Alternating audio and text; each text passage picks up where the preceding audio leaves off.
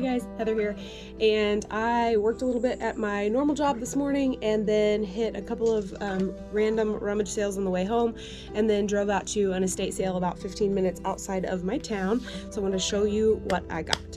A couple things I have are like randomly from other stuff that I've forgotten to show in other hauls, so I'll do that too. This is one of those things, a vintage pair of Reebok Classics, white with the suede in the original box, a vintage Champion Ball State sweatshirt that will go on Etsy, and then these chalkware spoon and fork. I think that it belonged with a Hey Diddle Diddle, the cat in the fiddle, the dish ran away with the spoon kind of thing. And they have little faces that are hard to see because it's real light and faint, but they are chalkware, real cute, sweet little guys. And they actually were from last week's haul, but I was trying to get the moldiness off the back of them. I was able to get it off, but chalkware is really hard to clean. So I was waiting on those to like sun and bake in the sun a little bit after I tried to clean them, get them all dried out all the way, which is tricky, but they came really clean, so that was good. At the surprise rummage, I picked up an orange Tupperware pitcher for 50 cents. A pretty little glass dish that I'm gonna need to clean for 25 cents. It's depression glass. This really cool soap dish slash toothbrush holder, I'm thinking, because of these holes, still has the art mark made in Japan sticker on the base, and it's got a cool fish and shell vibe. I always pick up, this is a vintage tree topper, but the box has seen better days. I paid $1 for it, but I was going to show you how cute the tree topper is. And she's got a bunch of the sale is little old ladies, and she's got a bunch of extra bulbs in there, but it's real cute, silver with the clear stars. So I always pick those up. Even if the boxes are beat up, they will still sell for me, even without the box. So sometimes I just take them completely out of the box and let the box go. So that's probably what will happen with this one because it's in such rough shape.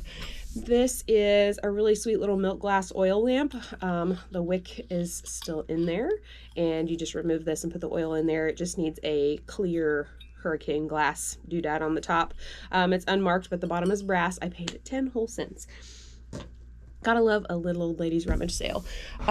This stack of 5 little custard dishes have a really cute bright pattern all around, and the bottoms are marked San Reno by Imperial, made in Japan. And I don't know if you can see that with the glare, but the marking was super cute. I paid 50 cents for the whole stack of those.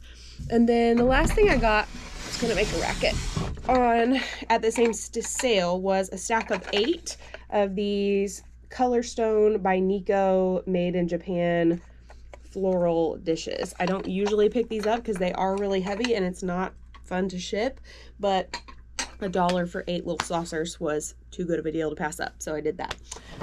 Then I went out to that estate sale. I saw it at the very last minute, and it's just 15 minutes from my house.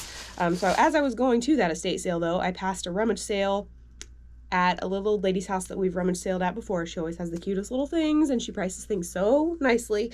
So I whipped it in there on my way to the estate sale. I got this really sweet Your Baby book.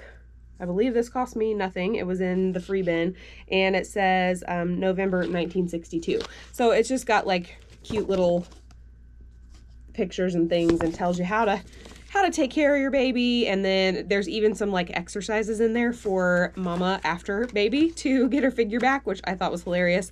And there's like advertisements for other, where'd that go?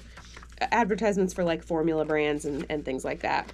I knew I saw like an exercise type of picture. I can't find it now, but anyway, the front of the book was really, really cute, and for no money. That's pretty good. I paid $2 for this new in the box Lady Buxton wallet. These are usually really funny. They usually have some kind of cheeky little extra. It's basically like a terracotta-y brown color. It's of course got the picture flipper in there, and sometimes they have the little key hangers, which I always think are funny, but this one doesn't. But it's still got the original tissue paper. It smells like straight up leather when I open it, because it is leather. Top grain cowhide, which doesn't thrill me, but it thrills some people, so here we are. And I think I paid $2 for that, and I don't think it's ever even been out of this little packaging. So That was cute. I picked up a milk glass fairy light. She had it sitting like this. I don't know if she knew what it was and just didn't want it to fall over, or if she didn't know. I have not tested it with a black light. Some of these are like a custard glass and they'll glow green. Some are just white and they don't glow at all. This one doesn't have a marking of any kind, but it says made in Taiwan, which is interesting. But I've never had a milk glass fairy light, so I was excited to pick that up. I want to say I paid 50 cents for it. She didn't have high prices on anything. I picked up this wallet, which is really random, and I probably would have never picked it up, but it says on the inside, Funk's Hybrid, 1967, Merry Christmas from Funk Brothers Seed Company in Bloomington, Illinois. So I thought that was really cute that it was a Christmas gift from the seed company. So I picked that baby up, and then the last thing from her sale was a set of handmade curtains, which are freaking precious. She has sewn these little yellow curtains together and put an orange pom-pom fringe. And if you know me, you know I love a good pom-pom fringe. So I couldn't pass those up, but it is a full set. There's like regular curtains that don't have a fringe, and then the little valance that hangs over the top of that has the orange bubble fringe. So that had to stay, had to come with me, I mean. And then the rest of the stuff is from the estate sale. I think I paid $1.50 for those curtains, by the way. I'm trying to get better at telling you what I paid. Let's see.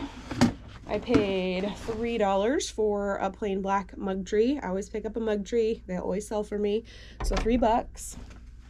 I did pay up for this pretty hand mirror. I paid $5, but it is super pretty and has the gold handle. These do pretty well for me too, and the pattern on that was so pretty. So $5 for that.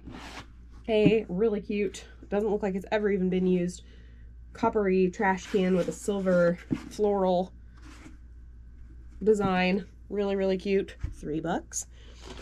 A set of new old stock coffee cups by Prestige. There's no date on these, but I'm calling them 80s, 90s. They're just little Christmas coffee cups for your little party. There's 8 of them in there. $3 for those.